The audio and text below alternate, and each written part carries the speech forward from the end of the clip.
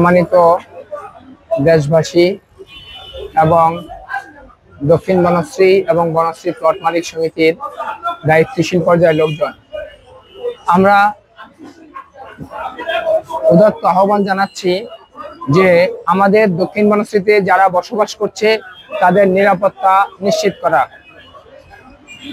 দক্ষিণ বনশ্রীর সার্বিক নিরাপত্তা নিশ্চিত করার জন্য যে রাস্তাগুলো আশেপাশে এলাকার সাথে লিঙ্ক আপ করা হয়েছে, এই রাস্তাগুলোতে পর্যাপ্ত নিরাপত্তার বেষ্টনী না থাকার কারণে অথবা নিরাপত্তাজনিত লোকজন না থাকার কারণে বিভিন্ন সময়ে আমাদের এই দক্ষিণ বনশ্রীর লোকজন ছিনতাই এবং খুন রাহাজানির মতো অথবা বিভিন্ন দুর্ঘটনার শিকার হতে হয়। সাম্প্রতিককালে আমাদের ফাল্গুনী চেক থেকে পূর্ব দিকে যে রোডটা গিয়েছে, এই রোডের মাথাতে বনশ্রীর ডিজাইন করা লেআউটের এটি একটি প্লট। তাহলে এই প্লটটা অলরেডি বনশ্রী কর্তৃপক্ষ বা ইস্টার্ন হাউজিং বিক্রি করেছে। তাহলে সেই বিক্রিকৃত প্লটের উপর দিয়ে কি করে রাস্তা হয়? সুতরাং আমরা উদাত্তভাবে আহ্বান জানাচ্ছি, এই বিষয়ে সিটি কর্পোরেশনকে মিসগাইড করা হয়েছে। সিটি কর্পোরেশন মিসগাইড করে গত সপ্তাহে তারা লোকজন নিয়ে এসেছে, বোল্ডোজার নিয়ে আসছে এবং এটা ভেঙে সেখানে নতুন করে তারা রাস্তা তৈরি করবে।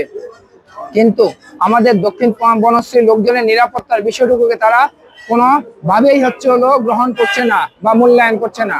সেজন্য আমরা সরকারের কাছে উদাত্ত আহ্বান জানাচ্ছি, অনতি বিলম্বে উক্ত বিবদমান বিষয়ে প্লট মালিক সমিতির সাথে বসে, এখানে যেহেতু প্লট নির্দিষ্ট করা আছে এবং প্লট ইস্টার্ন হাউজিং বিক্রি করেছে, সুতরাং এই জায়গাতে কোনোভাবে রাস্তা হতে পারে না। সুতরাং এই রাস্তা দেওয়ার কোনো সুযোগ নাই। আমরা এই রাস্তাকে কখনোই বাস্তবায়ন হতে দিব না ইনশাআল্লাহ।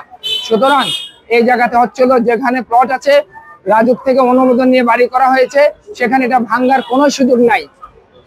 এই বিষয়ে আমাদের যে নিরাপত্তা, আমরা বারবার বলি যে আমরা এখানে আবাসিক এলাকাতে এইখানে বনশ্রীতে যেখানে একটি প্লটের দাম আছে পার কাঠা 1.5 কোটি টাকা, 1 কোটি 30-40 লাখ, আর যে পাশে যে জায়গা সেখানে পার কাঠা জমির দাম 30-40 লাখ বা 50 লাখ।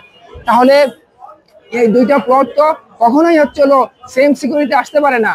এখানে আমরা ইস্টার্ন হাউজিং আমাদের নিরাপত্তার দায়িত্ব নিয়েছে।